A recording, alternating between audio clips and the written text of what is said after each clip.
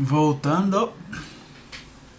Então, a natureza química do material genético. Vamos começar a aprofundar.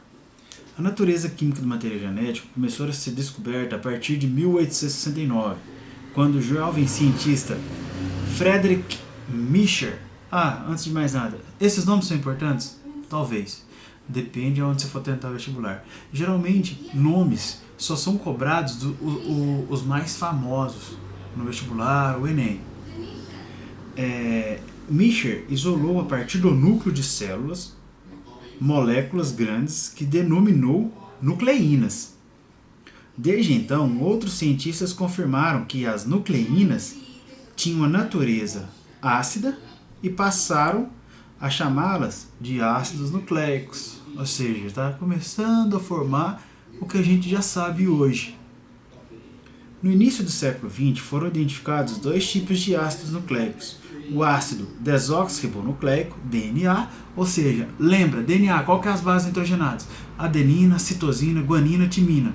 E o ácido ribonucleico, RNA, é formado por quê? Adenina, timina, citosina, uracila. Beleza. Em 1944, o DNA foi reconhecido por Oswald Avery, Colin MacLeod e Macklin McCarthy como sendo um material genético. Ou seja, somente em 1944 que foram reconhecidos que o DNA é um material genético. Isso é recente, gente. É recente. Beleza. Atualmente sabe que nas moléculas eucariontes, ou seja, tem carioteca, a célula que tem carioteca protege o núcleo. É formado por uma longa molécula de DNA associada a moléculas de proteínas, denominada histonas. Já nos procariontes, não tem uma carioteca verdadeira. Como a bactéria, cianobactérias, há um cromossomo por célula, formado apenas por uma molécula circular de DNA. Ou seja, os procariontes, eles não têm uma carioteca. Então, o material genético fica disperso no citoplasma.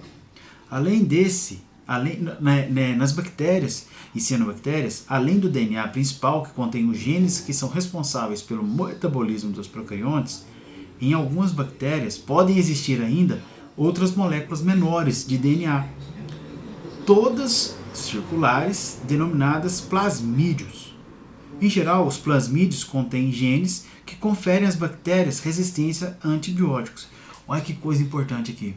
Então, nos procariontes, as bactérias e as cianobactérias, por exemplo, lembrando, procariontes não tem carioteca verdadeira, o DNA fica disperso no citoplasma. Então, os procariontes, eles têm, além do DNA, eles têm um DNA menor, que são plasmídios. Mas qual que é a função dos plasmídios? Presta atenção nisso, pessoal. A função dos plasmídios é conferir às bactérias resistência a antibióticos.